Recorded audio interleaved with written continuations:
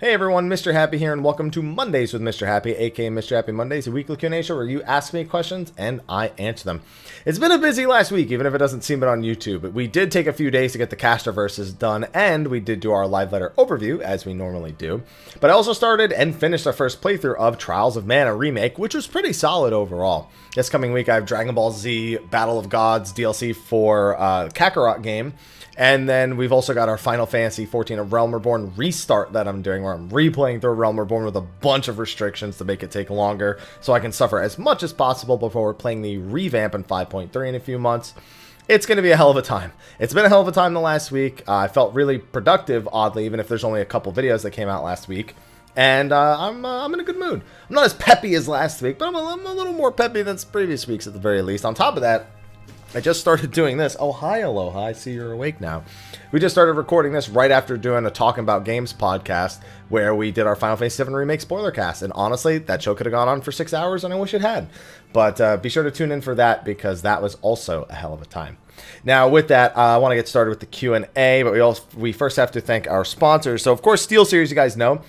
I actually found out, I just noticed earlier today that I've been forgetting to update the discount code that's in the description of my video with the 12% discount code, and so I'm going to have that done. So thanks SteelSeries for sponsoring me. Sorry, I probably didn't save some of you 2% on whatever you've been doing with that.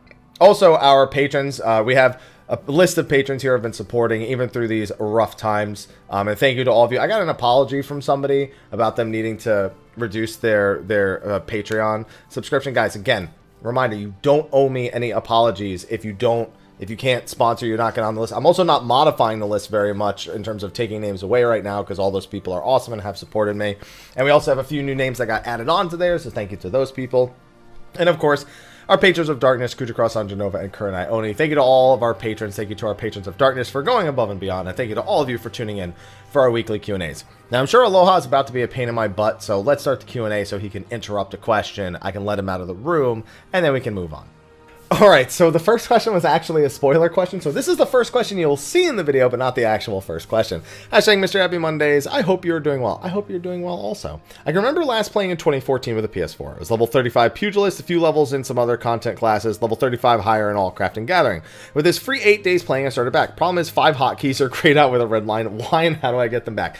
Well, you'll never get them back because those skills don't exist anymore. Those are skills that were removed from the game. There's no alternative function for them. They're just done, gone, deleted. In other words, delete them off your hotbar and put the skills that you can use on your hotbar, because those will be the ones that you, well, are actually going to be using. Something you'll probably see across a lot of your classes. I'm assuming if you said 5 hotkeys have been grayed out, you didn't say those were specifically for Pugilist. Those may have been a shared hotbar that you were using that had other actions on them, maybe cross-class actions or as we call them now, role actions. But either way, they're gone. Those skills don't exist anymore. Delete them and continue on from that point. Another question. Hey, I recognize the question asker. Good to see you. Hashtag Mrhappy Mondays. How you doing? I'm doing the best that I can. I'm doing all right. I can't complain. So my question is a bit of a personal one. What would be your advice if there was a divide in a friendship that was made in game? I've been friends with someone for over 7 years, and since the start of the expansion, we've drifted apart. It's gotten to the point where it's starting to affect my enjoyment of the game. Reasonable. Thoughts about transferring data centers, but I don't want to lose my house. Always the #1 factor when it comes to transferring. Do I have a house? And am I willing to lose it? No, I mean, I would like to say I'm not the person to be asking about this kind of topic. My personality in general is very isolated. I'm isolationist almost, in a sense, where I kind of thrive on being alone, but at the same time, I kind of value the personal connections with others. So it's a bit of a conflicting personality in a sense. But I'm really bad at keeping up with friends. So I'm exactly the kind of friend that would be the drifter in this case. Not even on purpose, but just because I always feel like I'm bothering people when I reach out to them, when I contact them. Even if these are close friends, I'm always just like, do they even want to hear my voice right now? Do they care? Are they busy? Am I just bothering them? Am I getting in their way? I'm one of those people, right? Like a completely hopeless social, insociable fool. So I would just, unfortunately, that means that I kind of deal better with not hearing from friends for a long time. But that being said, if there is someone who's really important in my life and who I consider a part of my daily routine of seeing them, and I have had those people in my life, it would definitely affect me too. I mean, the only thing you can do is just try to be in contact with that person more. But if that person's a drifter like me, that doesn't always work. So there's not much you can really do. I'm not like an advice. This isn't even a Final Fantasy 14 related thing. It's an advice on life. I mean, people drift apart. You just have to move on and go to the next thing in your life. If you can try to salvage it, great. If you put in the effort, the other person doesn't, and it's the person who generally is poor at putting in the effort for that, you gotta let them go. You gotta let them be, because they literally cannot hold anything against you, and they would be wrong to do so if you decided to transfer. Now, honestly, the toughest part about this question is that problem of the house. You might just want to make a new character, to be honest, and just hold on to that house in case you ever decide to come back. You're going to be even more pissed if you transfer, decide you don't like it where you went, and then you go back and you're like, but now I don't have a house. Just make a new character. Fuck it, right? That's the best thing I got for you, man. I'm not a person to help with this kind of advice. I am, as despite how it may seem, I am an antisocial, like introvert who is only comfortable in this exact scenario right now. I can't even call the local pizza, but hi. Can I, do you guys have pizza? Of course they have pizza, idiot, as I say in my head. Yeah, no, yeah, okay, pepperoni, how big is a large? Okay, a large is that, okay. I've had a lot of pizza in the last week, so that's why it's pizza. But you understand what I'm saying. So I'm definitely not the right person to ask for this kind of advice. Time for another one. Hashtag Mr. Happy Mondays. Hey, Mr. Happy. Hello. One question here, and a pretty short one at that. Should DPS have situational skills, or does every skill need to have a use in every high-end fight? I've seen people complain about DPS skills, and most of the time it boils down to not being able to fit it into every fight or into a rotation. See, I firmly believe it is okay to have situational skills. There's a question of how many of them you should reasonably have, though. When there are entire bits of your rotation that just don't function in certain fights, that doesn't necessarily feel great. I have less remorse for other jobs that deal with this problem as someone who's played Monk. The reason why later Stormblood Monk was so revered is because it took a problem that had plagued the job for years. Tons of skills and effects that just seemed like they didn't make any sense, and they put them together in a formula that was such a massive increase over the way the job was meant to be played prior. And that was, you know, as much as someone who, as I was streaming, I didn't really dive into the rotation much because I was doing more than enough with the other one. I was getting through all the content, wasn't getting hit by mechanics, which was the primary thing. And I just wanted to be able to go back and forth between paying attention to my chat and paying attention to the game. It was easier for me to follow the OG. You know, I still was super appreciative of it and encouraged other people to do it, because it was so much more depth to the job and so much more satisfying. And that's really why people like to eliminate these hyper situational skills like Shoha, like current and really old Tornado Kick, and things like that. And I agree. I think it's okay to have situational skills. Things like silences or stuns are considered situational skills. But then there's a point where you border on useless, and there's a point where you border on not being situational anymore, and meeting in that line and still being a satisfying skill to use, it's tough. I don't really know how to exactly land on my answer for this one. I don't think it's a matter of should DPS have situational skills or shouldn't they, which is what the question's actually answering. I think it's more along the line of what is an acceptable situational skill to implement on any job, realistically. And I think stuff along the lines of silencing and stunning is kind of the perfect middle point of all of that. And you can judge how useful or not useful something is starting from that point. And that it's okay to have it. It just needs to not be anything like how Monk is designed.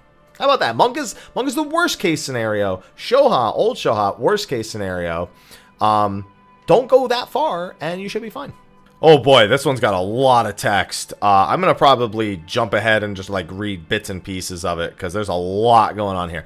Hashtag Mondays with Mr. Happy, or Monday Happy Mr. or Mr. Happy Monday. Take your pick. I think I'll take the OG with Mr. Happy Monday. Hello, man. How do you do? Hope you're doing well in these trying times. Hope you're in good health throughout them. Me too, and I hope the same for you as well. I hope the same for all of you watching. I'm gonna try not to make this question chunky. That's not the right way to start, considering what I'm reading for the rest of this. My question is, how do you feel about this tier compared to Eden's Gate, and how it affected the party finder's attitude and strat usage compared to past raids? This is a great question, actually, and it's one that I've actually dived into quite a bit as of late. Now, I see that you have a lot of text here, and it looks like there's jumping back and forth between, the way certain fights interacted with the player, such as E7 versus Leviathan, or E8 was a fairly big mess progression-wise, but it was fairly smooth sailing after you got over certain hurdles. So there's like these really big spikes where people have these diverging strategies, and then there's questions of like how original are these fights even versus that. So yeah, this, you kind of just jump all over the place with this. So I think I'm just going to answer the question in itself as opposed to taking most of the context that's here, because there's a lot of context here that I don't know if it actually, I'm reading it and I'm like, I don't know that it actually necessarily applies to the question so much as it's like a personal interpretation of the question. So how do I think this tier of Eden's Gate compares to how it affects the party finder's attitude? So the party finder has always been a mixed bag. It's something that I kind of have taken for granted in a lot of my discussions as of late, because I'm not someone who interacts with it nearly as much as a lot of other people in the player base do. So my skew on it, or my view on it, is always skewed because of that. The party finder has always been a veritable mess, even down to just like releasing week 1 strategy guides to people not watching updated ones, which is why I've tried, like in this expansion in particular, and even towards the end of Stormblood, to stop and really look at my guides for like Savage tiers. And like, okay, no, don't just release a guide right away. Like, look at how the fight's going to evolve. And what I'm noticing is I lose interest in making the video after the first week, because the way that people start to evolve them and the way people start to argue about the different strategies in the party finder is frustrating for me to look at. Now, to be involved in it and to be someone who has to live through it has got to be a whole nother hell. And I think that I honestly think that maybe I've just kind of blown up how Ruby Weapon and Eden's Verse have been going in the party finder, and I really should have just been paying more attention to it overall, because I feel like this has just been the party finder, and that I've kind of just, from an outside view, not really realized it. And I should have, because I've read my own comments on my videos where I'll release a week 1 video. It'll say, why would you do this strat? This strat exists. And somebody else would comment, well, this one works. Why change it? And someone else would be like, but this one's better. And I've seen that in my comment section for years, and how I never put together that the party finder probably deals with it is honestly mind-boggling to even me. The few things that I party findered even in the end of Stormblood, even party findering a single 09, took 40 minutes of discussion of what strategies we were going to use. And I was like, bro, just kill the boss. It's not that hard to figure out what the hell we're going to do. What is the problem going on here? I can do whatever.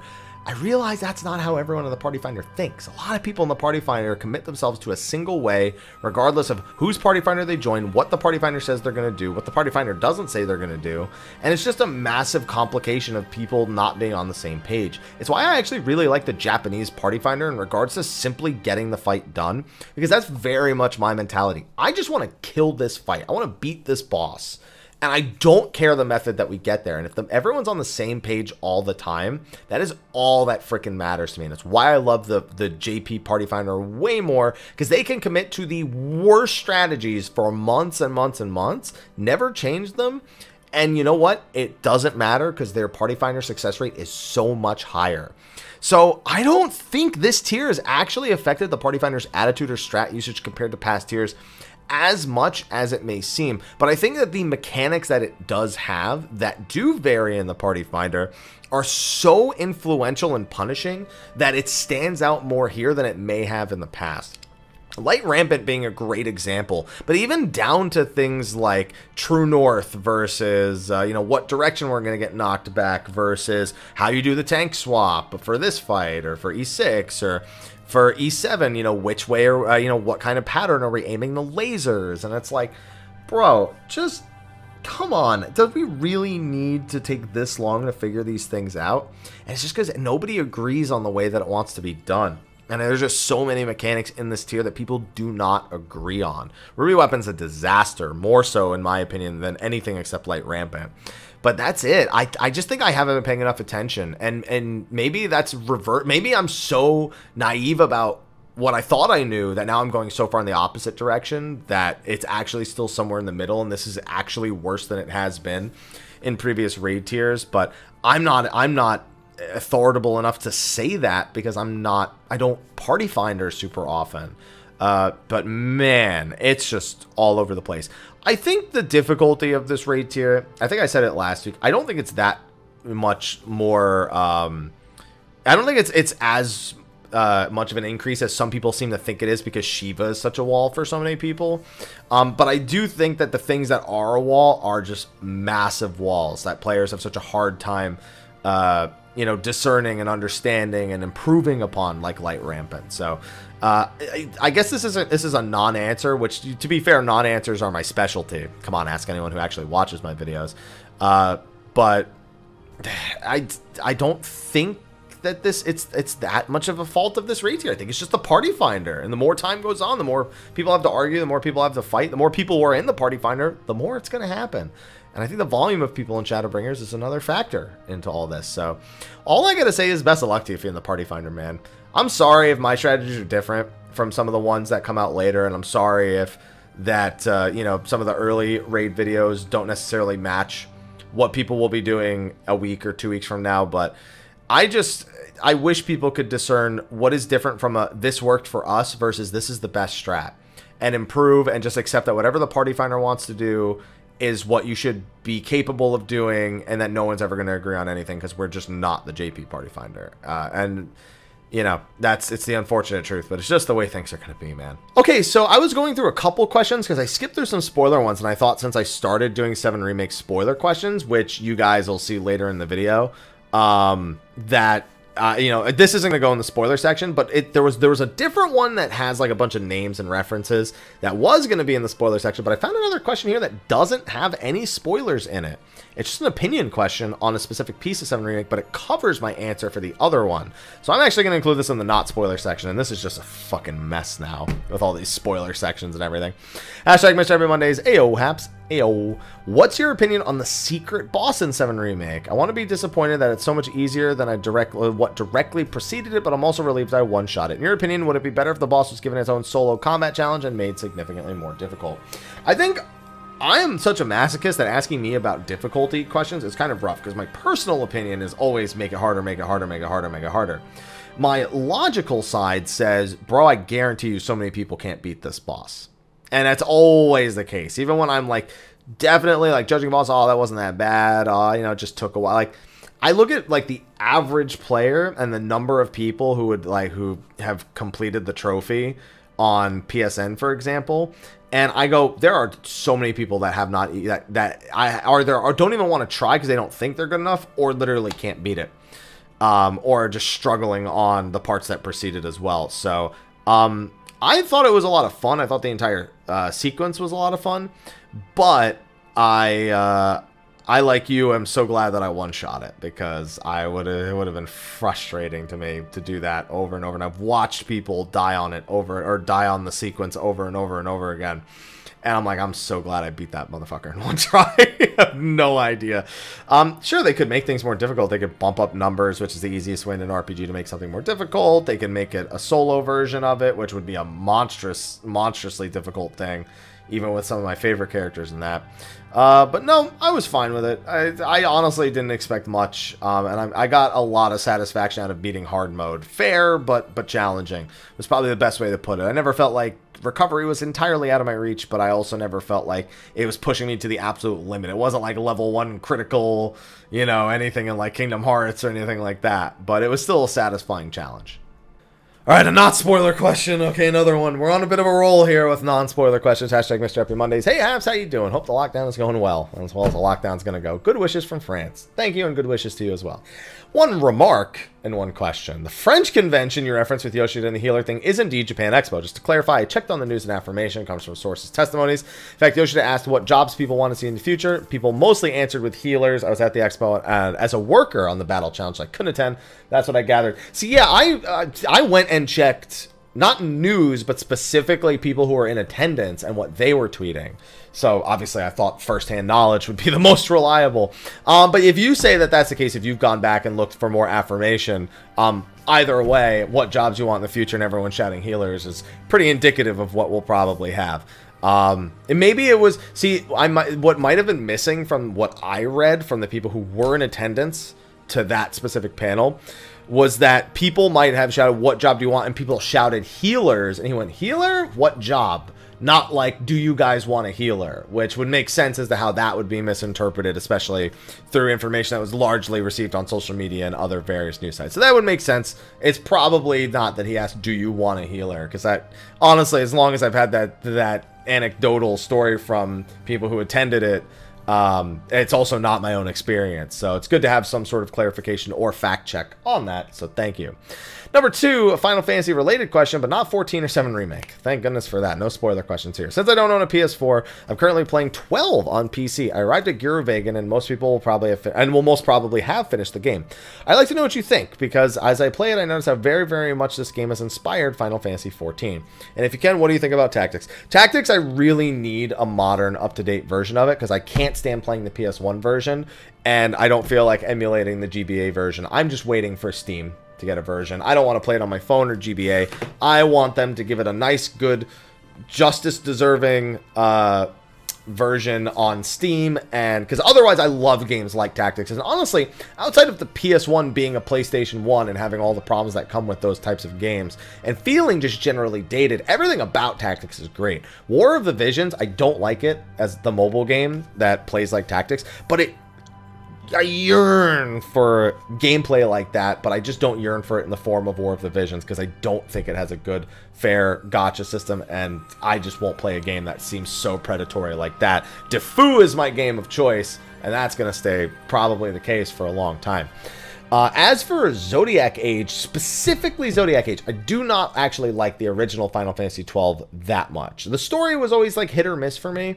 As years have gone on, I guess I've kind of understood the more political references to it. I'd say that's true of a lot of the more the post-SNES era Final Fantasy games. Whenever they have political or certain topics that I didn't understand when I was younger, I've come to understand them and kind of like some of them a little bit more as I've gotten older. For Final Fantasy XII, that's definitely been the case, but Vaughn and Pinello, I still don't like them. No surprises there.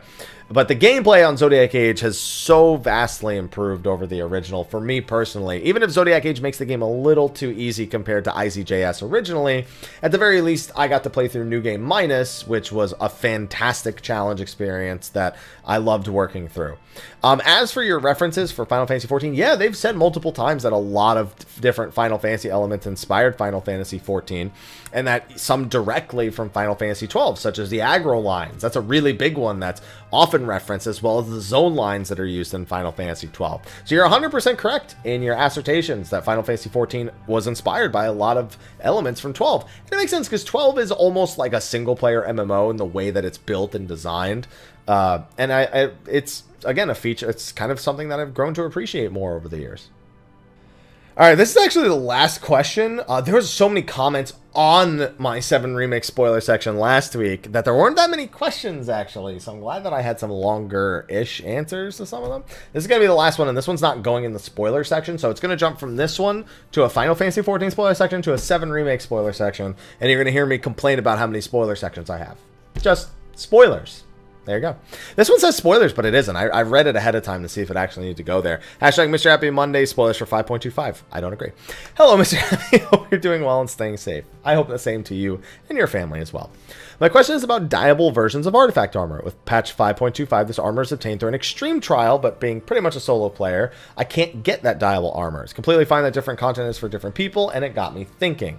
Do you think this dyeable artifact armor will be obtained through other means in the future? There's also another issue here. This trial only has armor as a reward, no mount or anything. Probably won't be done as much later on. In any case, thanks for your videos and your channel. Thank you. And you have a very level-headed feel. As somebody who, you know, obviously I prefer content that's like this, it's rare that I see someone who is a preferably solo player who goes, I just, you know, obviously it's not going to work out for me. I'll just move on. Most people get angry and, you know, start to make demands and, you know, please change this, etc., etc.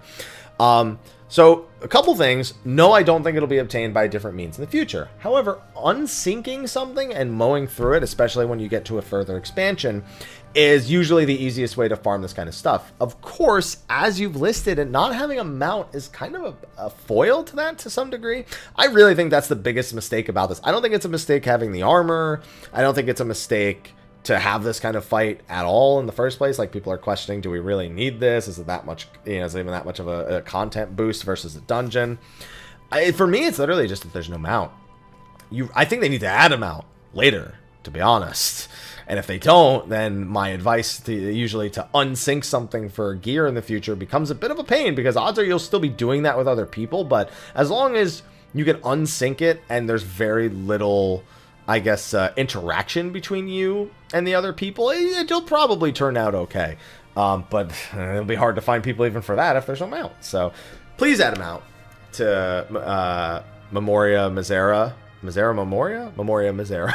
I can't remember. It's barely even been a few weeks. Because otherwise, people like this are going to have a much harder time when they go to unsync it later, when it'll be much easier, and you can avoid things like social anxiety and whatnot, because you are just mowing down an old fight to get rewards, which I think will probably be the way you go about doing this in the future.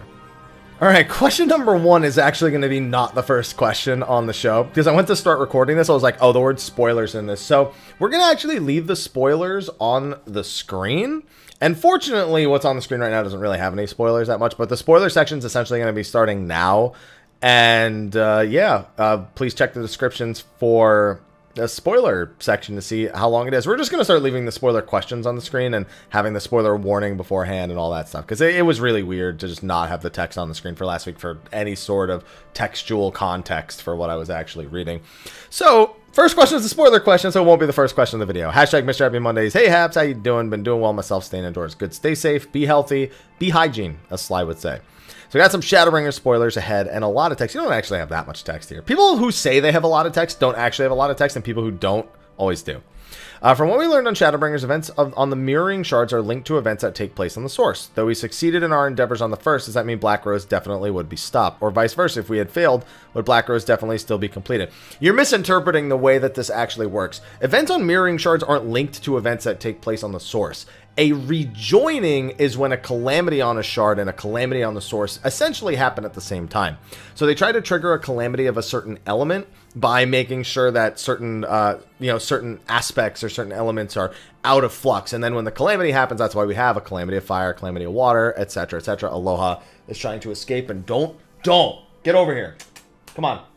Be a part of this question. Be a part of this answer. So just because we stopped something on the first, it isn't what stopped. That didn't cause Black Rose to be stopped on the source. The goal of the Ascians was to make sure that both calamitous events happen simultaneously, and that forces a rejoining. So the answer to your question is no, none of those things would happen.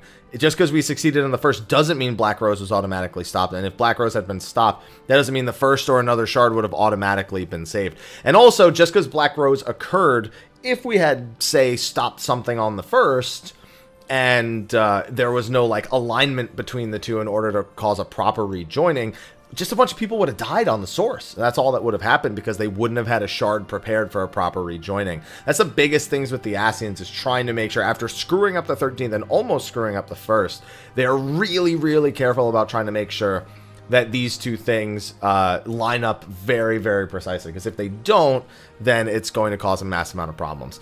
There doesn't have to be... So there does have to be... So the answer to the second part of the question is, there does have to be some sort of crazy event on the shard for a calamity to happen. But that doesn't mean bad stuff can't happen. Like, it may not be a calamity on the source, but it can still be really bad. You know, those two things aren't, forced to be related to one another, only for a rejoining. All right, let's see. Hashtag Mrhappy Mondays. Hey there, Haps. You doing all right? I'm doing all right. I'm doing all right. You doing all right? I'm doing all right. Got a bit of a lore-ish question. Let's see if this deserves the spoiler section. I thought of when watching The Last Day of the Realm. With our need to get the Scions back and send info back and forth between the first and the source, I can't help but wonder why we aren't making more use of our lovely branch, Feo Ul. Yeah, you know, I mean, Feo Ul and... Yeah, maybe I'll throw this in the spoiler section. Feo Ul and what's-her-face? Mikoto... on the source and on the first respectively, you know, they are very underutilized tools, because they seem to have an understanding and a means of reaching across everything in such a way that we don't. Feo Ul in particular, yeah. I almost wonder if, kind of harkening back to my own attitude, and maybe I'm just projecting on the Warrior of Light, if the Warrior of Light just doesn't want to bother her, because she's kind of king of the fairies right now, and I keep saying she, but they, it's just because, you know, Feo Ul, you know, it's a very feminine voice, even if they don't identify gender. If they just don't, if we just feel like not like bothering them, because they are king of the fairies right now, I don't know. Yeah, I mean, there's definitely more resources we aren't making full use of. I just really hope that we end up interacting with the Graha on the source this patch. I really hope that ends up being the case, please. I would love it so much. Even though I know the Crystal Tower requirement is just kind of an arbitrary one at this point, it doesn't mean that we're 100% going to see the original Crystal Tower involved in this raid tier, or in this next story patch. It's just, I really want it. Oh man, I see the word spoiler already in this one. I just expanded it and I see the word potential spoilers for 5.2. We might have more a spoiler section here than anything else. Hashtag Mrhappy Mondays. Guten Tag, Haps. Not so long time watcher, first time asker. So here's a bonus of enjoying any game for your child, not named Final Fantasy VII, as if it's your first time. To be fair, I'm not a super fan of the original Final Fantasy VII. My first Final Fantasy was 8, and it has kind of a soft place in my heart, but I've since outgrown even loving that game. Honestly, if I had to pick one to play over again, it'd probably be 10. Because by the time I played 6 on the PS1. I don't want to send myself back to PS1 era Final Fantasy 6, so maybe even 10, and that's not that long. Well, it's not that long. It's not long enough for me to really consider that. But anyway, on to the questions. A couple questions. One contains potential spoilers for 5.2x. Well, let me see if it actually belongs in the spoiler section or not. So the first question, not the spoiler question as I can see, do you think a second raid tier like Omega's that featured a bunch of past villains may be something we see in the relatively near future? I fucking hope not. Why do you, the second raid tier like Omega? Why? Oh, do you, okay, I'm sorry. You weren't talking about Omega's second raid tier. You're talking about another Omega type. Oh, for fuck's sake, I hope not. I don't like it. A lot of people wonder why I complain about the near fan service from the 24-man. It's because there's good fan service. There's fan service that's implemented with integrity and with care and how it's done. And then there's blind fan service, which is just meant to give you a micro erection before you realize how pointless it all was. Omega is that. And for me, so far, obviously I can't judge the whole thing, Nier has also been that, and I'm not even, like, super excited about Nier stuff. Like, I like it, but I just don't think it belongs in Final Fantasy XIV as, like, a major expansion feature. But I'm hoping they prove me wrong, because I'd love to be wrong about that and see that it actually has tons of implications into the Final Fantasy XIV lore, and that we can connect it to past events, and that it isn't just some standalone collaboration that honestly doesn't belong in the first place. So I don't want, honestly, a second raid tier like Omega is Nier. It's literally like that. But I mean, for you, you want specifically a bunch of past villains. I hope not. I hate it. I don't like it. My opinion. That's all there is to it. And then to the potential spoiler question.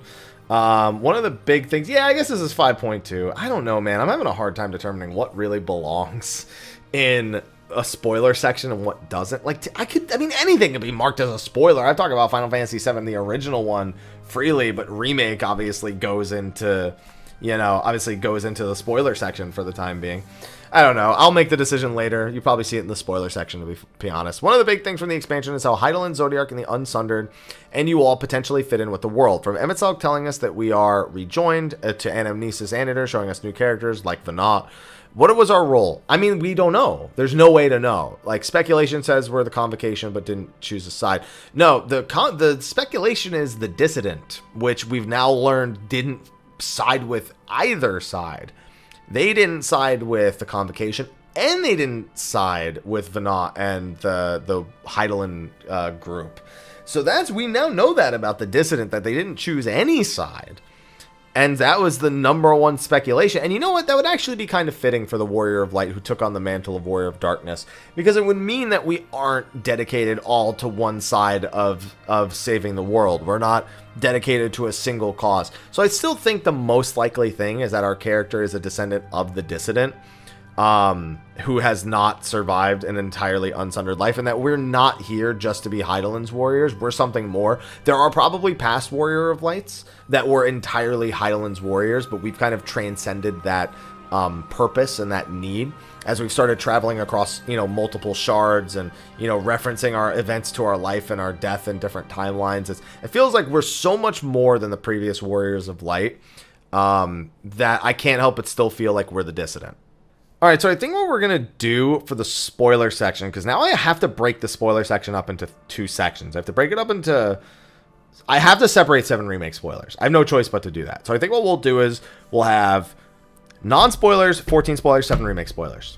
And we'll throw that in and we'll separate them. I think I saw a piece of feedback here saying I should probably do that. Yeah, I think we're gonna have to, because here's a 7 Remake spoiler. I can't just throw this into the, you know, spoiler set. We have so many spoilers in this friggin' Q&A. It's ugh. Well, I mean, I'm glad you guys are asking questions, but I'm just thinking about the logistics of it. So I'm playing. All right. So anyway, yeah, we've got a 7 Remake spoiler. We'll add a separate thing for this all together. So if you don't want to see 7 Remake spoilers, please check the description to find out when they end. And that'll probably be the outro of the video overall. Hashtag Mrhappy Mondays. Hey, hiya, hiya. How you doing? All right. I'm doing all right. You doing all right? I'm doing all right. Frozen foods isn't bad if enough variety. No, frozen foods are always bad. I just don't care because they're easy. Another Final Fantasy VII Remake spoiler question. So when I was playing through, I didn't give much thought to Barret getting stabbed by Sephiroth, other than the devs I don't want him for the next boss fight. So I wasn't surprised when the Whispers brought him back. But now I'm confused as to why the devs chose to add this, foreshadowing Aerith living, maybe. No, I don't. I think you're reading too much into it. So interesting thing about 7, the original one, Barret was supposed to die. Barret and Tifa were actually supposed to die at different points, and then eventually at one point, there were so many different decision making aspects to the original script of 7 that feel like they're being kind of meta-referenced in this by kind of living them out in not the same places, but in living them out in the first place. I think although for this one in particular, it's shock value and literally don't want him for this next boss fight, because this game doesn't have a party select system. Final Fantasy VII Remake only has the ability to have, there's no way to pick what 3 party members you want to use outside of the VR contraptions. So, and for Don Corneo's Underground Arena. So for that reason, it's literally, they just didn't want him in the party. I mean, they definitely had, like, they wanted to establish the Whispers a little bit more, and their whole, like, he's not supposed to die here, we're arbiters of fate, yada, yada, yada. But foreshadowing Aerith living, no. Because the Whispers would want to ensure she dies anyway, because that would be the original timeline. So no. However, whether or not you feel like Aerith might live, that's on you. You'll have to watch the Talk About Games spoiler cast that we did on the topic, because that'll more adequately explain how I felt about things. All right, and that is going to be a wrap for this episode of Mondays with Mr. Happy. Please ask your questions in the comment section of the video below. And I'm not going to say don't ask me any more spoiler-related questions, but I'm going to say please take my experiences this week into account when asking your future questions that have lots of spoilers in them. But if you have one, no, seriously, still ask it. Obviously, we have the spoiler sections towards the end. I've just, you know, adjusting to needing to have multiple of them now, because I need 7 Remake to be completely separated from the rest of them as per the request from other people in the comment section. So thank you for asking your questions. Thank you and to our sponsor, SteelSeries, with the 12% discount code that I need to fix, as well as our patrons of darkness, and all of you tuning in every week for the weekly Q&A. Enjoy the Talking About Games Final Fantasy VII Remake spoiler podcast if you are going to watch that, and if not, please be on the lookout for more content coming this week. I'll see all you fine ladies and gentlemen in the next video, and until then, take care.